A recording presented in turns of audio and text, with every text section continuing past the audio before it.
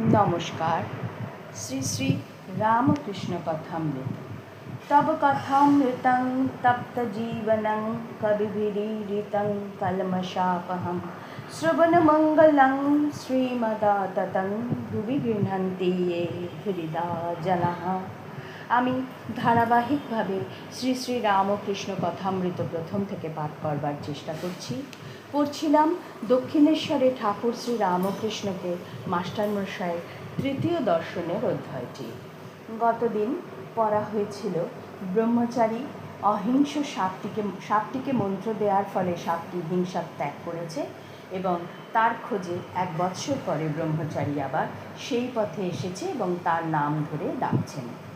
সে গুরুদেবের আওয়াজ শুনে গর্ত থেকে বেরিয়ে এলো ও খুব ভক্তি ভরে প্রণাম করলে। ব্রহ্মচারী জিজ্ঞাসা করলে, তুই কেমন আছিস? সে বললে, আজ্ঞে ভালো আছি। ব্রহ্মচারী বললে, তবে তুই এত রোগা হয়ে গেছিস কেন? সাপ বললে, ঠাকুর আপনি আদেশ করেছেন কারো হিংসা করো না, তাই পাতাটা ফলটা খাই বলে বোধহয় রোগা হয়ে গেছি। ওর সত্যগুণ হয়েছে কি না, তাই কারো উপর ক্রোধ নাই। সে ভুলেই গিয়েছিল যে রাখালেরা মেরে ফেলবার জোগাড় করেছিল। ব্রহ্মচারী বললে, শুধু না খাওয়া ধরুন এরূপ অবস্থা হয় না, অবশ্য আরও কারণ আছে, ভেবে দেয়। সাপটার মনে পড়ল যে রাখালেরা আছাড় মেরেছিল। তখন সে বললে, ঠাকুর মনে পড়েছে বটে, রাখালেরা একদিন আছাড় মেরেছিল। তারা অজ্ঞান, জানে না যে আমার মনের কি অবস্থা। আমি যে কাহাকেও কামড়াবো না বা কোনোরূপ অনিষ্ট করব না, কেমন করে জানবে? ব্রহ্মচারী বললে, ছি তুই এত বোকা, আপনাকে রক্ষা করতে জানিস না? আমি কামড়াতে বারণ করেছি, ফোঁস করতে নয়। ফোঁস করে তাদের ভয় দেখাস নাই কেন? দুষ্টু লোকের কাছে ফোঁস করতে হয়, ভয় দেখাতে হয়, পাছে অনিষ্ট করে। তাদের গায়ে বিষ ঢালতে নেই, অনিষ্ট করতে নেই।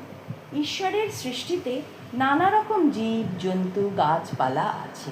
জানোয়ারের মধ্যে ভালো আছে, মন্দ আছে, বাঘের মতো হিংস্র জন্তু আছে, গাছের মধ্যে অমৃতের ন্যায় ফল হয় এমন আছে, আবার বিষ ফলও আছে।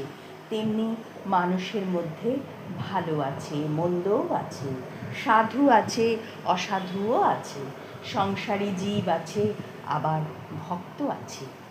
জীব 4 প্রকার: বদ্ধ জীব, মুমুক্ষু জীব, মুক্ত জীব ও নিত্যজীব। নিত্যজীব যেমন নারদাদি, এরা সংসারে থাকে জীবের মঙ্গলের জন্য, জীবদিগকে শিক্ষা দিবার জন্য। বদ্ধ জীব বিষয়াসক্ত হয়ে থাকে আর ভগবানকে ভুলে থাকে, ভুলেও ভগবানের চিন্তা করে না। মুমুক্ষু জীব যারা মুক্ত হবার ইচ্ছা করে, কিন্তু তাদের মধ্যে কেউ হতে পারে, কেউ হতে পারে না। মুক্ত জীব যারা সংসারে কামিনী কাঞ্চনে আবদ্ধ নয়, যেমন সাধু মহাত্মারা, যাদের মনে বিষয় বুদ্ধি নাই আর যারা সর্বদা হরি পাদপদ্ম চিন্তা করে।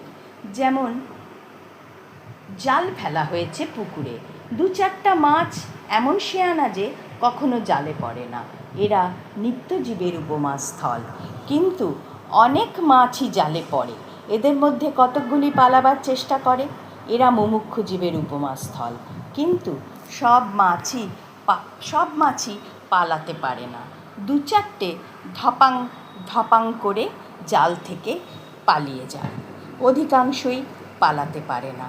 আর যারা জালে পড়ে থাকে তারা পালাবার চেষ্টাও করে না, বরং জাল মুখে করে পুকুরের পাঁকের ভিতর গিয়ে চুপ করে গুজরে শুয়ে থাকে, মনে করে আর কোনো ভয় নাই, আমরা বেশ আছি।